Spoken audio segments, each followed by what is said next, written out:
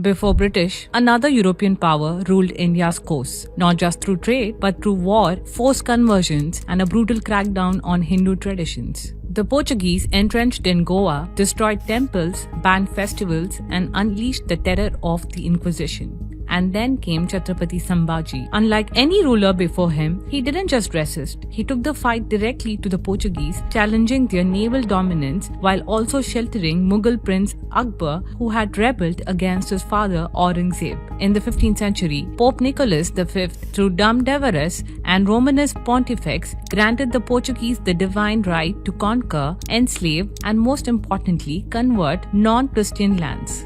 With Vasco da Gama set to sail toward the Indian coast, seeking an alternative route for global trade beyond the Middle East, he landed at Calicut in 1498. Just 12 years later, Afonso de Albuquerque captured Goa in 1510, aided by local Hindu groups distraught with the Muslim rule of Bijapur Sultanate. This was the first European colonial conquest on the Indian subcontinent, and the Portuguese would prove to be just as ruthless as the British in later years. At first, the Portuguese gained the trust of Hindu population by offering religious freedom, but within just 30 years, they betrayed this promise. Under Jesuit missionaries and Franciscan priests, the policy of rigor de misericordia was introduced. Hindu temples were demolished, and their wealth was redirected to fund Christian institutions. Hindu festivals were outlawed, Brahmins were expelled, and new temple construction was banned. Christianity was declared the only legal religion. Enter Saint Francis Xavier, the founding member of the Jesuits. He blamed the local Goan authorities for being too lenient towards Hindus, Muslims, and Jews, and was instrumental in lobbying for what would become one of history's most brutal religious tribunals, the Goan Inquisition. In a letter to the King of Portugal, he wrote, "The secondary necessity for the Christians is that Your Majesty establish the Holy Inquisition, because there are many who live according to the Jewish law and according to the Mohammedan sect without any fear of God or shame of the world." Just 8 years after Xavier's death, in 1560, the Goa Inquisition was officially established at the Palace of the Inquisition in Old Goa. This was one of the harshest inquisitions in the world, surpassing them in Spain and Portugal itself. Their conversion tactics involved the most brutal methods to extract confessions, including the rack, water torture, the garucha, and more. Those who refused to comply with their rules were paraded naked, humiliated, and burned alive on Catholic feast days. By 1667, Goa and Salsette had become 100% Catholic, but Chhatrapati Shivaji Maharaj had grown discontent with Portuguese rule. By 1675, he besieged Ponda Fort, marking the beginning of generational war against the Portuguese. Chhatrapati Shivaji's army was preparing for an invasion at the Goa border when the devastating news of the Chhatrapati's demise arrived. When word of his death reached the Portuguese viceroy, he rejoiced. The state is now free from anxiety. He was far more dangerous in peace than in war. But his joy was short-lived. Shivaji Raje's son, Chhatrapati Sambhaji, would not only continue his father's fight but take it to a decisive conclusion. At first, Chhatrapati Sambhaji pursued peace with the Portuguese to avoid unnecessary bloodshed. He negotiated for better relations between the Marathas and Portuguese. But the Portuguese weren't to be trusted. Despite claiming to be allies of Swarajya, they secretly betrayed Chhatrapati Sambhaji, a move that nearly cost him his life. To understand this treachery, we must shift our focus to the Mughals.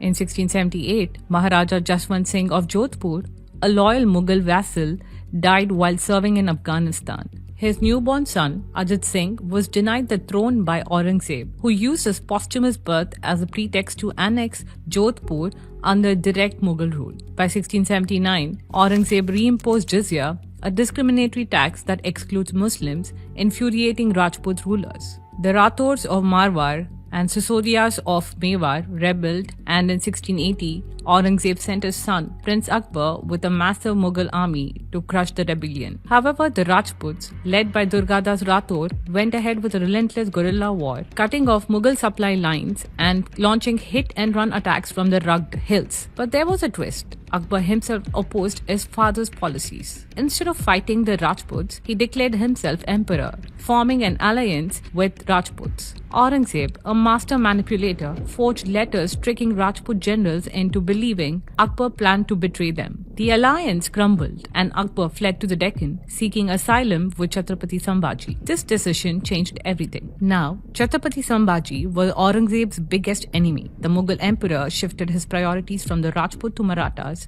as they were the one sheltering his son. Now, what stood between his son and the Mughal army was Chhatrapati Sambhaji, for which Aurangzeb sought support from the Portuguese, to which they unsurprisingly agreed. In 1681, newly appointed Viceroy Tavora Conde de Alvar assumed control of Goa and began executing long-cherished dream to annex entire Konkan coast with Aurangzeb. By December of 1682, Mughal forces laid siege to Kalyan Fort, aiming to cut off Maratha supplies and deal a decisive blow. The Portuguese aided in this attack, as they allowed Mughal warships from Surat to pass through Portuguese-controlled waters near Chaul. They also supplied grains, logistics, and key intel to Bahadur Khan's army, all while masquerading as an ally of Marathas and remaining neutral. Chhatrapati Sambhaji, in this grave situation, against all terrible odds, launched a series of devastating guerrilla raids on Mughal supply lines, and the losses suffered by Mughals were so heavy that by 1683 they were forced to abandon the siege and retreat. After this battle, Sambhaji got acquainted with the secret alliance of Portuguese with Mughal and were left with the choice of tolerance or war with the traitors, and he clearly chose the latter to finally end the war his father strived for. On the rainy night of July 23, 1683, the Marathas attacked Fort Chaul and adjacent Korlai Fort with 2,000 horses and 6,000 infantry. Simultaneously, he ordered an all-out assault on Janjira, the stronghold of the Siddhis, descendants of African slave soldiers allied with the Mughals as their naval wing. By September, Sambhaji's forces raided Vasai, destroying the much-needed grains ready for harvesting to aid in depleting Portuguese resources. At Parsik Fort, the Marathas ambushed Portuguese troops. Sambhaji Raje also sent his Peshwa, Nilkant Moreshwar, with 7,000 men to reinforce his forces at Chaul and took possession of a hill close to the town of Chaul, bringing cannons with them to bombard the fort. The Portuguese, shaken by the scale of multiple attacks, urgently requested reinforcements from the Viceroy of Goa. However, fearing that diverting too many resources northward would leave Goa vulnerable to a Maratha naval assault, the Viceroy sent only a small ship loaded with ammunition to the northern provinces. Meanwhile, the Mughals dispatched 400 troops to support the defense of Chaul, but their efforts made no difference. By this point, the Maratha siege was unstoppable. The northern Portuguese provinces were left in ruins, reduced to ashes, as the Marathas, under the command of Peshwa Nilopant, captured Chembur, Taloja, and Salsette Island from the Portuguese. Even the English were alarmed by the scale of the Maratha offense, prompting them to initiate secret negotiations to sell Bombay to Chhatrapati Sambhaji for 40,000 pagodas. On October 27, 1683, Portuguese Viceroy of Goa took an offensive stance and launched a siege on Ponda Fort, previously captured by Chhatrapati Sambhaji. This opened a new front against Sambhaji Raje in South Konkan. The Desais of Konkan allied with the Portuguese, providing them with the key intelligence and manpower. Inside the fort, Yasaji Kank, a veteran leader and childhood friend of Shivaji Raje, commanded the Maratha forces with 300 musketeers and 200 additional infantry scattered around the hills. The siege began on November 1st, 1683, and within days, a breach was made in the outer wall. The Portuguese rushed in, only to fall into a Maratha ambush. However, the Marathas faced a serious problem. They were heavily outnumbered and required reinforcements. The Viceroy, confident in his European firepower, continued bombarding the fort relentlessly. Despite 6 days of incessant firing, the fortress stood strong. Eventually, the Portuguese breached the inner wall, and the Marathas were greeted with the first sign of a tiny defeat. But Sambhaji was already prepared. He mobilized 8,000 cavalry and 1,500 infantry and personally advanced toward Ponda. During the fierce battle, the Marathas suffered the tragic loss of Yasaji Kank, but on November 9, 1683, on the day of breach, Sambhaji Raje himself arrived in the fort with 600 reinforcements to lift the siege under the eyes of the Portuguese. His presence electrified the Maratha soldiers. With renewed vigor, they launched a fierce counterattack, forcing the Portuguese into a full retreat. On November 10, 1683, the demoralized Portuguese abandoned 300 bags of rice and 200 oxen, fleeing from Ponda Fort entirely. On November 24th, 1683, at 8 pm, 40 Maratha soldiers silently infiltrated Santo Estevo in disguise, assassinating Portuguese captain Manuel de Silva and seizing artillery. A cannon blast signaled Sambhaji's forces waiting across the river to storm Goa. The Portuguese were in disarray. At sunrise, the viceroy, along with 400 soldiers, rushed toward a hilltop church only to fall into a Maratha trap. Hidden cavalry units ambushed them, striking the viceroy with musket fire, barely allowing him to escape with his life. 300 Maratha horsemen then stormed the Portuguese ranks, forcing a humiliating retreat. Fleeing Portuguese soldiers drowned in the river, their bodies drifting past Goa. The entire battle unfolded in the full view of horrified onlookers as European traders watched the mighty Portuguese collapse in disgrace, and they didn't lend a hand. They were beginning to understand the consequences of betraying the Maratha Empire and facing the wrath of Chhatrapati Sambhaji, a fury that was far from over. By 1683, the Marathas launched their most aggressive offense against the Portuguese. Sambhaji Raje, leading 6,000 cavalry and 10,000 infantry, invaded Salsette and Bardes.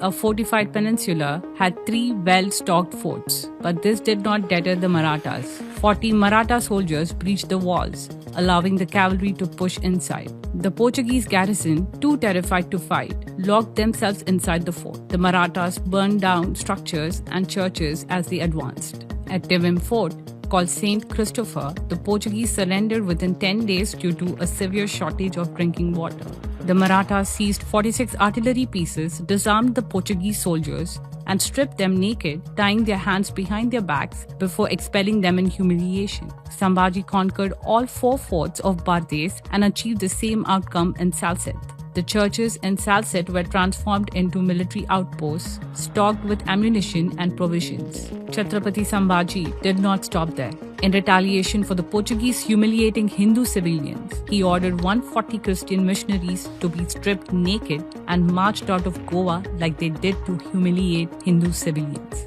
Realizing the imminent Maratha invasion of Goa, Viceroy of Goa rushed to the church of Bom Jesus, where the body of Saint Xavier lay. He prayed desperately, seeking divine intervention to save Portuguese rule in India, as he knew Chhatrapati Sambhaji was preparing for final assault on Goa and put the end to his entire colony of Portuguese in the land of Swaraj. But fate had other plans. Sambhaji Raje, who had faced adversity throughout his life, whether within his own family or on the battlefield, was met with yet another challenge. An army of 1 lakh Mughals, led by Shah Alam, son of Aurangzeb, descended upon Konkan. This forced Chhatrapati Sambhaji to withdraw from Goa and shift his focus to the imminent Mughal threat. He faced an impossible choice: destroy Goa but risk being crushed between Mughals and Portuguese. Withdraw and live to fight another day. Chhatrapati Sambhaji withdrew, but the damage was done. Though he couldn't capture Goa, he delivered a crushing blow to Portuguese morale for their betrayal,